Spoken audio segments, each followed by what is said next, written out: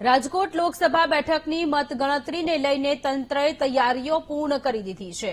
રાજકોટ બેઠકમાં 149 રાઉન્ડમાં મતગણતરી કરવામાં આવશે। પ્રથમ રાઉન્ડ પોસ્ટલ બેલેટની મતગણતરી કરવામાં આવશે।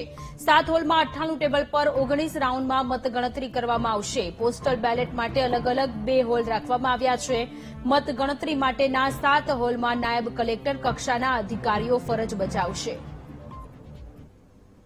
કુલ 14 ટેબલો એક હોલમાં હોય છે, એટલે 98 ટેબલો જે છે એ ઈવીએમની ગણતરી માટે હશે। આ સિવાય એક ટેબલ હશે જે સૈનિકોના જે વોટ આવેલા છે, જેને એને ઈટીબીપીએસ કહેવાય છે, એની ત્યાં ગણતરી થશે અને પોસ્ટલ બેલેટ માટે બીજી 28 ટેબલો હશે। કુલ 12,000થી વધુ પોસ્ટલ બેલેટ ગણવામાં આવશે। આ સંપૂર્ણ પ્રક્રિયા માટે સીસીટીવી રેકોર્ડિંગ હેઠળ થશે।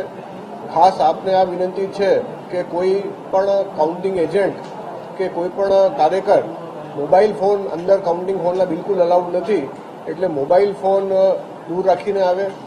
આ બાબતે કોઈ ફરિયાદ હોય તો પણ એક કંટ્રોલ રૂમ ચાલુ કરવામાં આવ્યું છે, જેનું નંબર છે 0281-299-4788।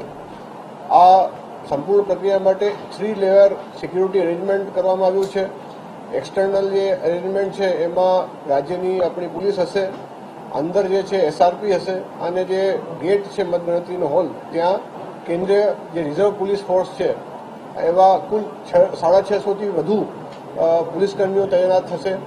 કુલ કર્મચારીઓની ગણના જોઈએ તો 1,500થી વધુ કર્મચારીઓ આ સંપૂર્ણ કામગીરીમાં જોડાશે।